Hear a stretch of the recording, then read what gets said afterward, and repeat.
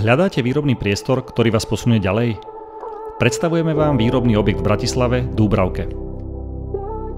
337 m2 výrobnej haly a 230 m2 kancelárskych a skladových priestorov na pozemku s rozlohou takmer 1100 m2. Ideálne riešenie pre strojárske alebo výrobné firmy. Hala je kompletne napojená na všetky inžinierské siete, vodu, kanalizáciu a elektrinu a zároveň ponúka možnosť pripojenia na plyn, ktorého prípojka sa nachádza priamo na budove.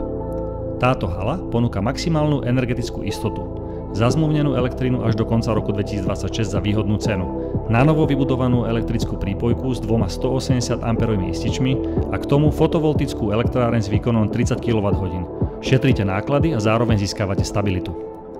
O komfort sa stará centrálna klimatizácia, respektíve kúrenie so sofistikovaným rozvodom vzduchu, doplnené o infrakúrenie na stenách.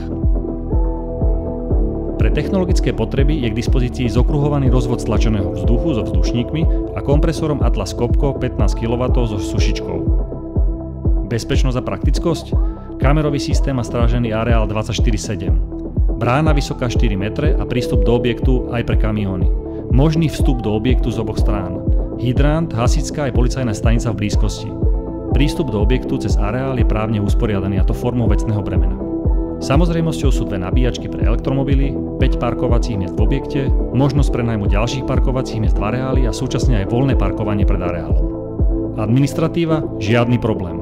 7 modulových kontajnerov s dĺžkou 12 metrov a 3 menšie s dĺžkou 6 metrov vám dávajú ďalších 230 m2 kancelárskeho a skladového zázemia v cene.